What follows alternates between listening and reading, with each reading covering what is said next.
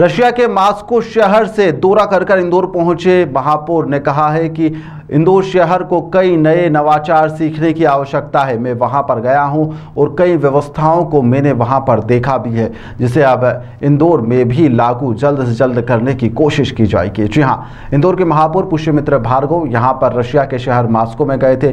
रूस में यहां पर सभी नगर पालिकाओं के साथ साथ ब्रिक्स नेशन में जो बड़े शहर है वहां पर उन्हें आमंत्रित किया गया था। इंदौर के प्रतिनिधि के रूप में मध्य प्रदेश के प्रतिनिधि बनकर वह वहां पर गए थे, जहां पर कई डेवलपमेंट को उन्होंने देखा। शहर के बीच यहां पर जो संवाद की क्रिया है और जैसे इंफ्रास्ट्रक्चर होना चाहिए, डेवलपमेंट किस तरह से होना चाहिए, स्मार्ट सिटी बनाने के लिए क्या क्या ज़रूरी है, आईटी सेक्टर के प्रमोशन को लेकर बहुत सारी डिटेल्स और साथ ही सारे शहरों के जो देशों के प्रतिनिधि से किस तरह बातचीत कर नॉलेज शेयरिंग की गई। साथ ही यहाँ पर टेक्नोलॉजी शेयरिंग पर भी सहमति बनी है। इसके साथ ही यहाँ पर व्यक्तिगत रूप से रशिया सरकार से अपने राजदूत के माध्यम से उन्होंने निवेदन भी किया है कि जो इंटरनेशनल रिलेशन का डिपार्टमेंट है उनके साथ में विस्तार से यहाँ पर वेस्ट मैनेजमेंट को लेकर, सड़कों के निर्माण को लेकर, साथ ही ड्रेनेज की और पानी की जो लाइन है उसको नई तकनीक से कैसे काम किया जा सकता है, इसको लेकर जो एक्सचेंज प्रक्रिया है उस पर भी सहमति बनी है। क्या कुछ महापौर ने कहा है, चलिए आपको सुनाते हैं। देखिए, रशिया के शहर मॉस्को में रशिया के सभी नगर पालिकाओं के साथ साथ ब्रिक्स नेशन के जो बड़े शहर हैं उनको आमंत्रित किया गया था।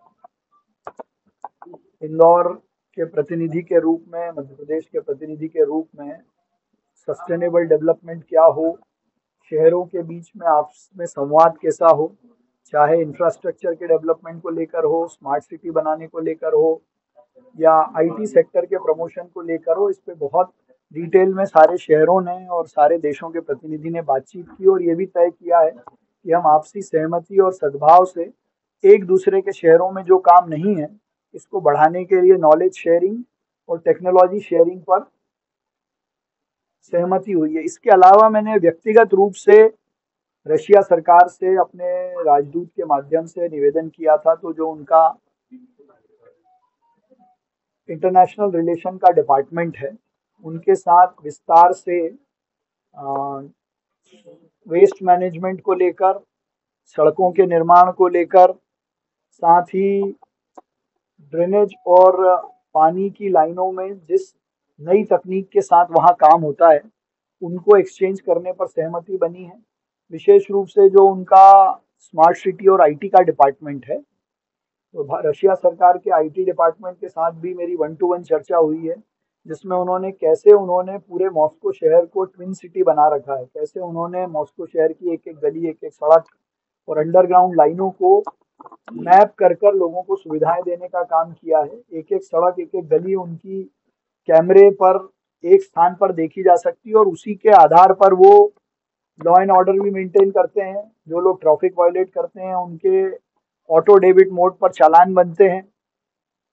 ये तो इन्फोर्समेंट की बात है जो हम उनसे सीखेंगे, लेकिन मॉस्को शहर से इंदौर को बहुत कुछ सीखना चाहिए। जो उनका वेस्ट कलेक्शन है, रोड स्वीपिंग का मैनेजमेंट है, क्योंकि एक ऐसा शहर है जहाँ साल भर या तो बर्फ गिरती है या पानी गिरती है। केवल 2 महीने जब गर्मी का मौसम या स्प्रिंग का मौसम रहता है तब वो रोज अपनी सड़कों को धोते हैं और रोज सड़कों पे से बर्फ हटाते हैं। तो ये एक बड़ा मैनेजमेंट है जो वहाँ की म्युनिसिपल गवर्नमेंट मॉस्को शहर की करती है।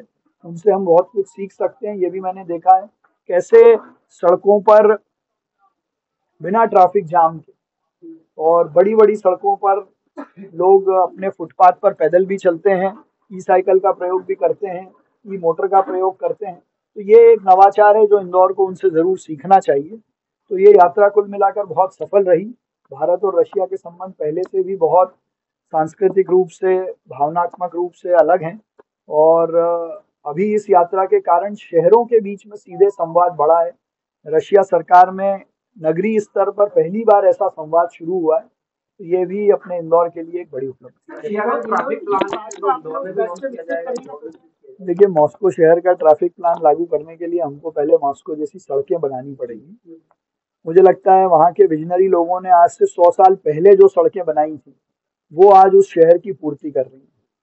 तो उन सड़कों पर ट्रैफिक के नियम का पालन जो लोग करते हैं उस तरह का बिहेवियरल चेंज भी हमको करना पड़ेगा।